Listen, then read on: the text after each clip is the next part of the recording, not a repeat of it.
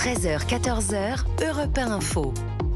13h32, c'est la suite d'Europe 1 Info avec Rudy Saada et nos débatteurs de ce vendredi 2 janvier. Nous avons avec nous Philippe Bilger, magistrat honoraire et président de l'Institut de la Parole, et Jules Torres, journaliste politique au JDD. 1173 véhicules incendiés, 500 interpellations, des chiffres en hausse par rapport à l'année dernière.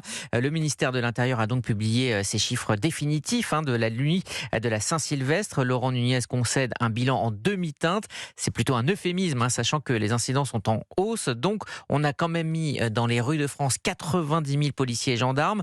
Et malgré tout, impossible de faire baisser ce bilan qui est malheureusement, Jules Torres, devenu une tradition française. Comment vous l'expliquez ? Mais tout va bien, cher Rudy, tout va bien. Nous sommes en plein brainwashing, nous sommes en train d'euphémiser sur ce réveillon de la Saint-Sylvestre qui finalement s'est bien passé. Il n'y a eu que 1173 véhicules brûlés, c'est seulement 200 de plus que l'an dernier. Il y a eu plus de gardes à vue, plus d'interpellations, mais ça va, c'est un bilan en demi-teinte. On voit bien que le pouvoir, le ministre de l'Intérieur essaie, bon gré mal gré, de minorer le bilan de ce réveillon, mais il est catastrophique, mais ça n'est pas nouveau. Des réveillons de la Saint-Sylvestre, on connaît depuis 40 ans des véhicules brûlés, des scènes de violence. Donc évidemment que cette année, il ne fallait pas s'étonner de voir de telles images et de tels chiffres. Le problème, c'est qu'en effet, vous avez raison de le dire, nous mobilisons chaque année toujours plus de bleus dans la rue, toujours plus de forces de l'ordre. C'était 90 000 cette année, 10 000 à Paris et dans la Petite Couronne. L'année dernière, c'était le même dispositif. On avait déjà considéré, à l'époque, c'était Bruno Retailleau, que le réveillon de la Saint-Sylvestre 2024 était catastrophique. Donc là, non, ce n'est pas un bilan en demi-teinte, c'est un très mauvais bilan qui dit beaucoup de l'état de notre société, de la violence, car même quand vous mobilisez quasiment 100 000 policiers et gendarmes, alors qu'ils sont 250 000 au total le reste de l'année, on n'arrive pas à endiguer ce fléau de violence. Philippe Bilger.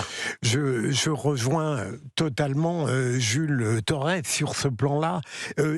À une certaine époque, lorsqu'on débattait du service d'ordre impressionnant qui avait été mis en place, d'une certaine manière, on se moquait d'un propos qui consistait à dire, certes, c'est bien de prévoir les désordres et les violences, mais dans une véritable société digne de ce nom, on serait tranquille, on n'aurait pas besoin, évidemment, de cet appareil totalement impressionnant et coercitif.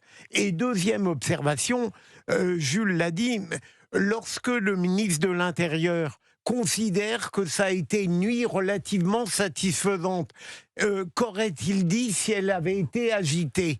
Il y a quelque chose tout de même qui là défie le bon sens et l'entendement. On ne peut pas, lorsqu'on est ministre de l'Intérieur, mettre tellement la main dans un processus de tolérance et de résignation. Moi, j'aurais attendu de sa part qu'il soit dans une indignation légitime. Alors, je m'adresse au magistrat que vous êtes. On a dit 500 interpellations. Est-ce qu'il va y avoir, selon vous, une certaine sévérité de la justice ? Parce que c'est aussi ça qui peut envoyer un signal pour les années suivantes. Alors, je l'espère, Rudy, et sans ironie...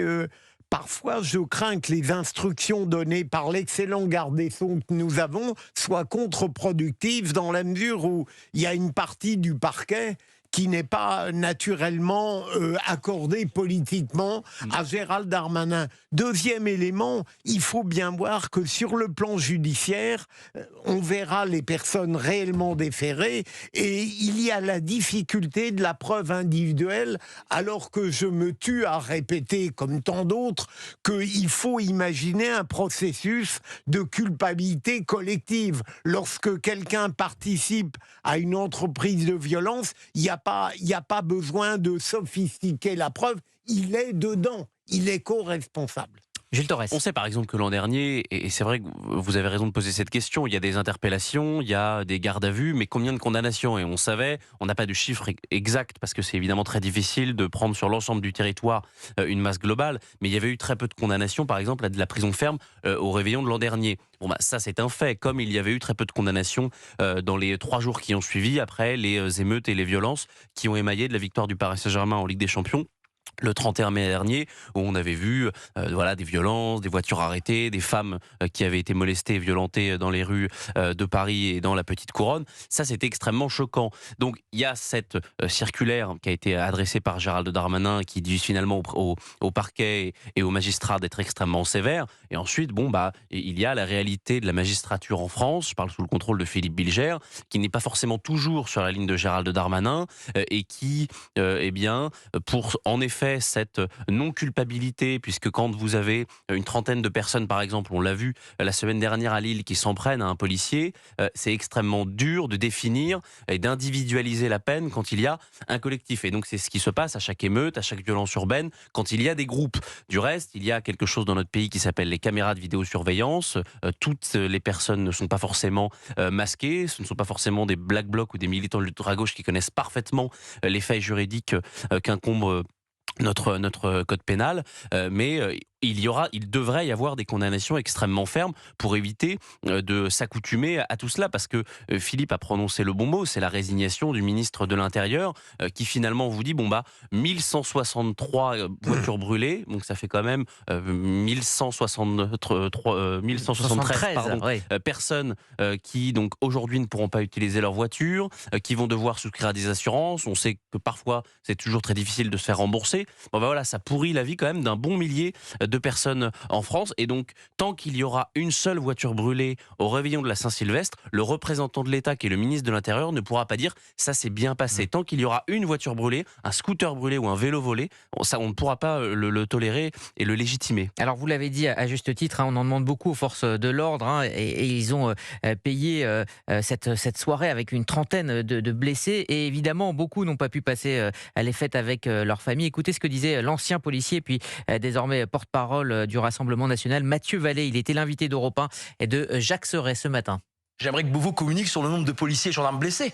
Voilà. Vous prenez Strasbourg, où c'était quasiment Walking Dead, parce qu'il y a eu plus de 100 véhicules brûlés. Il y a eu 30 policiers blessés, dont 25 CRS, de la CRS 7 de Deuil-la-Barre et de la CRS 45 de Chassieux, que je connais bien, qui ont quand même essuyé des jets de projectiles, des tirs de mortier, et qui font en fait de l'infanterie.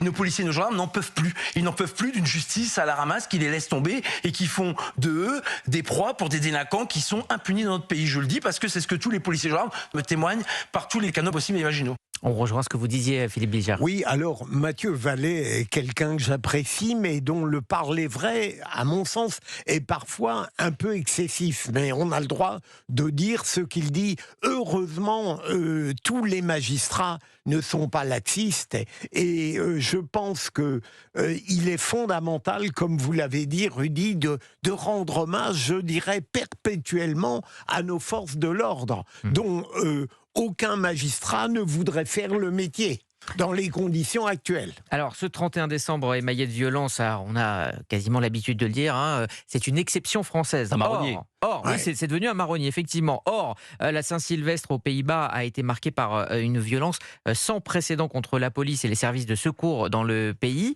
une sorte de mimétisme avec la France. Par ailleurs, alors on ne sait pas s'il y a un lien, une église du 19e siècle a pris feu à Amsterdam, on ne connaît pas encore les causes de l'incendie. Comment vous interprétez cette flambée de violence au-delà de nos frontières? Est-ce qu'on prend la France comme exemple? Peut-être.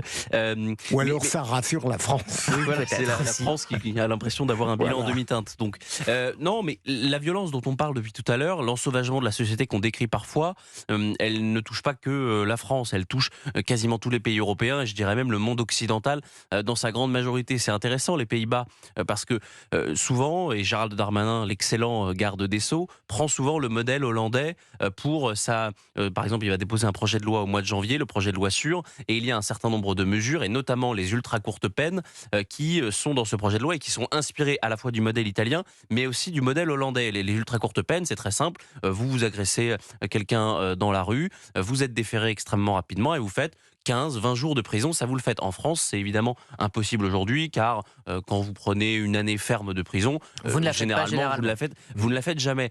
Et donc c'est intéressant quand même de voir, il y a quand même un principe de réalité, que visiblement, ça ne fonctionne pas au vu de ce qu'on a vu le 31 décembre au soir, dans la nuit du 31 au 1er, aux Pays-Bas. Mais ça montre encore une fois que la violence est partout, elle est partout en Europe, que quand vous regardez, il y a sans doute peut-être seulement la Hongrie de M. Orbán, où les chiffres des violences, que ce soit les homicides, les tentatives d'homicide, les violences avec ou sans armes, n'augmente pas. En Europe, c'est le cas pour tous les pays européens, y compris le Danemark, y compris l'Espagne et même l'Italie de Madame Meloni. Philippe Bilger, sur cette contagion. Oui, alors tout de même, bien sûr, il y a d'autres pays, Jules vient de le dire, les Pays-Bas, d'ailleurs, ça a étonné même là-bas, parce que ces violences et ces manifestations avaient un caractère à la fois tristement fictif et en même temps politique. Mais dans d'autres pays, il n'y a pas cette horrible tradition de brûler des voitures et de causer des violences qui sont perçues comme une sorte d'habitude tranquille le 31 pour fêter de manière odieuse un réveillon.